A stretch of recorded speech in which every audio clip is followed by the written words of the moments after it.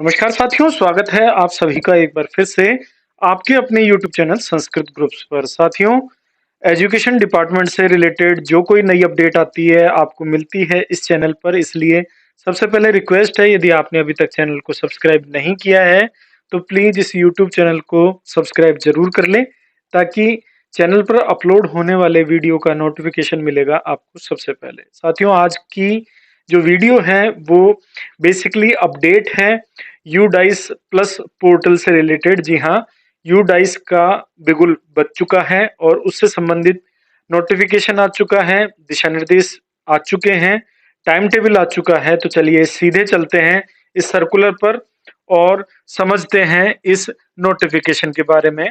जी हाँ, ये देखिए, एकीकृत जिला शिक्षा सूचना प्रणाली। सबसे पहले इसके बारे में ये परिपत्र जो आज इस राजस्थान स्कूल शिक्षा परिषद द्वारा जारी किया गया है, इसके बारे में ये देखिए, आज 5/5/2022 का ये परिपत्र जारी हुआ है, जिसमें परिचय दिया गया है। सबसे पहले एकीकृत जिला शिक्षा सूचना प्रणाली यूडाइस, जिसको हम बोलते हैं, इसके बारे में परिचय दे दिया गया है। इस परिचय में ही आगे जो सारी चीजें क्लियर की गई हैं, इनको समझने की बात है कि भारत सरकार के द्वारा वर्ष 2018-19 से ऑफलाइन यूडाइस जो डेटा था वो संकलित करना बंद करके और यूडाइस डाटा विद्यालयों के द्वारा स्वयं के स्तर पर एनआईसी नई दिल्ली द्वारा तैयार किए गए यूडाइस पोर्टल पर फीड करवाने का निर्णय लिया गया है। यानी इसमें आप बात समझ सकते हैं। सबसे पहली बात तो ये कि 2018-19 के अंदर ही ये चीज बंद हो गई थी और अब जो सिस्टम है वो यूडाइस प्लस पोर्टल पर सारा काम किया जाने लगा है। बहुत से साथियों को इस विषय में पूर्व में जानकारी है, उन्होंने डाइस का डेटा इस चैनल पर अपलोड होने वाले वीडियोज के माध्यम से बहुत आसानी से और बेहद सरल तरीके से अपडेट किया है, तो उसी के बारे में ये जानकारी है। तो वर्ष 2021-22 का डेटा एकत्र करने की प्रक्रिया क्या है, इसमें बताया गया है। सबसे पहले विद्यालयों की सूची का निर्माण किया जाएगा। तो गत वर्ष जो यूडाइस डाटा से विद्यालय सूचियों का निर्माण किया जाएगा और नए जोड़े जाने वाले विद्यालयों की सूची में शामिल किया जाएगा। इसलिए सबसे पहले मैं एक रिक्वेस्ट उन टीचर से करना चाहूंगा जो हाल ही में नवीन स्कूलों में पदस्थापित हुए हैं या कार्य व्यवस्थार्थ हैं, तो उनसे निवेदन है कि आपके 30 अप्रैल तक नए विद्यालय जोड़ने का कार्य चल रहा है। नए विद्यालय सत्र 2021-22 हेतु जोड़ने का कार्य किया जा रहा है। इसलिए आप तत्काल अपने सीबीईओ, जो भी आपका ऑफिस लगता है, उस सीबीओ ऑफिस में मिलकर के डाइस का जो डेटा फॉर्मेट है वो दे करके सामान्य सूचना आप वहां सबमिट करा करके और सबसे पहले अपने यू डाइस नंबर जनरेट करवाइए, क्योंकि बिना यू डाइस नंबर के आपका ये डाइस डेटा बिल्कुल भी एक्टिवेट नहीं हो पाएगा। इसलिए सबसे पहला काम आप ये कर लें, यदि आपका विद्यालय नवीन है या संस्कृत विद्यालयों में पुराने जो जीरो नामांकन वाले विद्यालय हैं उनको स्थानांतरित करके जहां इच्छा थी या मांग थी लोगों की वहां स्थानांतरित किया गया है, तो वहां की जगह बदल गई, नाम बदल गया, तो वहां के डाइस नंबर भी बदल जाएंगे। तो उन विद्यालयों के नए डाइस नंबर आने हैं और जो नवीन प्राथमिक विद्यालय खोले गए हैं उनके डाइस नंबर नए आने हैं। तो उनसे निवेदन है कि तत्काल अपने डाइस नंबर जनरेट का कार्य वो प्रारंभ करें। ठीक है, इसके बाद आपको करना क्या है, अब यहाँ पर देखिए जो दिशा निर्देश है उनमें बताया गया है कि समस्त डेटा नोडल प्रधानाध्यापक प्रधानाचार्य द्वारा स्वयं अपने क्षेत्र की विद्यालय सूची के अनुरूप भरवाया जाएगा। ग्रामीण क्षेत्र के नोडल विद्यालय वे होंगे जिसके प्रधानाचार्य को पीईओ घोषित किया गया है और शहरी क्षेत्र में नोडल यूसीईईओ है। ठीक है, डेटा फीड करवाने का दायित्व, ये मुख्य बात है, डेटा फीड करवाने का दायित्व नोडल संस्था प्रधान का होगा।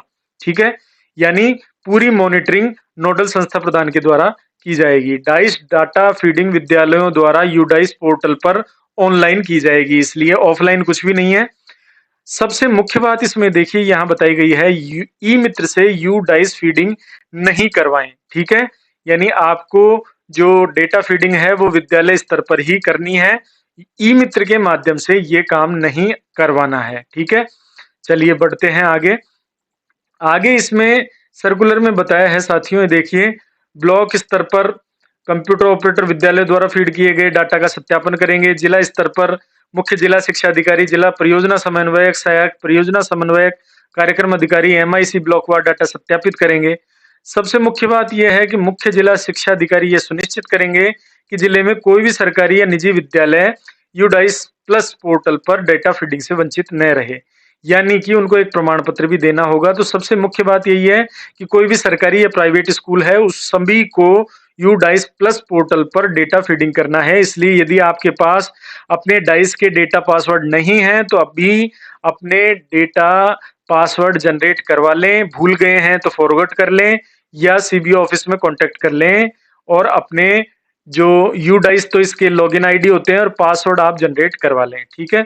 जिला स्तर पर डाइस प्रभारी एमआईएस का मुख्य दायित्व होगा कि डाइस फीडिंग सही और निर्धारित समय पर पूर्ण हो जाए। ठीक है।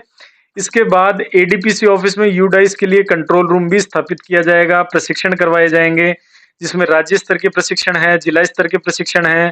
पीओ शहरी नोडल विद्यालय द्वारा राजकीय निजी विद्यालयों के संस्था प्रधानों को प्रशिक्षण दिया जाएगा। तो ये प्रशिक्षण की बात यहाँ पर कही गई है। इसमें चैनल बाई चैनल प्रशिक्षण भी दिए जाएंगे। अब आवश्यक जो इसमें निर्देश हैं वो आप यहाँ देखें कि डेटा की पूर्ण सावधानी रखी जानी अपेक्षित है। 100% जांच किया जाना है। ठीक है। किसी भी प्रकार की अधूरी या गलत सूचना देने पर संबंधित प्रमाणीकर्ता अधिकारी, संस्था प्रधान, पीओ, नोडल अध्यापक, प्रधानाचार्य संयुक्त रूप से जिम्मेदार होंगे, उत्तरदायी होंगे। ठीक है। इसलिए अब एक चीज और करनी है, जिले के सभी सरकारी और निजी विद्यालयों के नाम पट्ट के साथ विद्यालय का यूडाइस कोड भी अनिवार्यतः लिखा जाएगा। ये आप अनिवार्य रूप से कर लें। जहां कहीं भी आपका विद्यालय का नाम लिखा होता है, विद्यालय का नाम पट्ट होता है, तो उसके साथ आप यूडाइस कोड भी अब अनिवार्य रूप से लिखवाएंगे। हालांकि लेटर पैड पर या लेटर हेड पर तो ये काम करने लग गए हैं, लेकिन अब इसको भौतिक रूप से भी किया जाना है। और जिन संस्था प्रधानों ने यदि ये सूचना नहीं दी तो उनके विरुद्ध अनुशासनात्मक कार्रवाई होगी। डाइस के अंदर कौन कौन से विद्यालय कवर होंगे, तो इसके अंदर राजकीय, निजी, केजीबीपी, केंद्रीय विद्यालय, जवाहर नवोदय विद्यालय, जनजाति विद्यालय, समाज कल्याण विभाग, रेलवे स्कूल, सैनिक स्कूल, मदरसा स्कूल एवं समस्त प्रकार के विद्यालय जिनमें 1 से 5, 6 से 8, 1 से 8, 9 से 10, 9 से 12, 6 से 12, 1 से 10, 6 से 10, 1 से 12, 11 से 12 का अध्ययन कराया जाता है। हालांकि यहाँ पर संस्कृत विद्यालयों का नाम नहीं है, लेकिन संस्कृत विद्यालय भी अपने आप को इस सूची में शामिल माने, उनको अपने आप को पृथक नहीं समझना है। ठीक है। अब विद्यालय के जो प्रधानाध्यापक महोदय हैं और प्रधानाचार्य हैं, उनके क्या दायित्व हैं, तो वार्षिक कार्य योजना का निर्माण करना है, जिसके लिए यूडाइस की सूचना का महत्व बहुत महत्वपूर्ण होता है। इसलिए सभी दिशा निर्देशों का अध्ययन करना है, उसके अनुरूप इसको ऑनलाइन करना है। आधार तिथि के लिए बहुत कमेंट आते हैं, तो ये देखिए साथियों, आधार तिथि 30 सितंबर 2021 इसकी आधार तिथि है। नामांकन, नवीन नामांकन, विद्यालय की भौतिक स्थिति, सभी डेटा जो आपको भरना है वो 30 सितंबर 2021 के आधार पर भरना है। ठीक है। अपूर्ण या गलत सूचना के लिए संस्था प्रधान स्वयं जिम्मेदार होंगे। ठीक है। जब आप सारा डेटा भर लें तो उस डेटा का जब आप प्रिंट निकालें, उस प्रिंट को एसएमसी, एसडीएमसी या एमएमसी के 2 गैर शिक्षक सदस्यों के द्वारा प्रमाणित जरूर करवा लें। ये एक नई चीज जोड़ी गई है। ठीक है। आपके जो एसएमसी मेंबर हैं, जो कि टीचर्स नहीं होने चाहिए, उनके द्वारा आप इसको प्रमाणित जरूर करवा लें। ठीक है। इसके बाद आप आगे बढ़े। अब आप यहाँ पर पीओ के दायित्व हैं, तो वही दायित्व है कि आपको अपने अधीनस्थ स्कूलों का डेटा चेक करते रहना है। ब्लॉक स्तर पर भी यही चीज है और जिला स्तर पर भी ये चीजें हैं, यानी चेन टू चेन ये काम होना है। अब बात करेंगे इन सभी को आगे बढ़ते हुए, देखिए यहाँ पर बात आती है समयबद्ध कार्यक्रम की 2021-22 के लिए। तो सबसे पहले ये देखिए कि जिले में 21-22 के लिए जो विद्यालय हैं उनकी सूची भिजवाकर यूडाइस पोर्टल पर उनको रजिस्टर करवाना है। ये काम कौन करेगा, ये सामने सूची में अंकित है। कार्य का नाम और इसकी जिम्मेदारी किसकी है, ये इसके सम्मुख अंकित है। अब हम बात कर लेते हैं इसके टाइम टेबल के बारे में। तो यहाँ आपको टाइम टेबल देखने को मिलेगा साथियों, ये देखिए। सबसे पहले राज्य स्तर पर जिला एमआईएस प्रभारी जो हैं, इनका प्रशिक्षण होना है।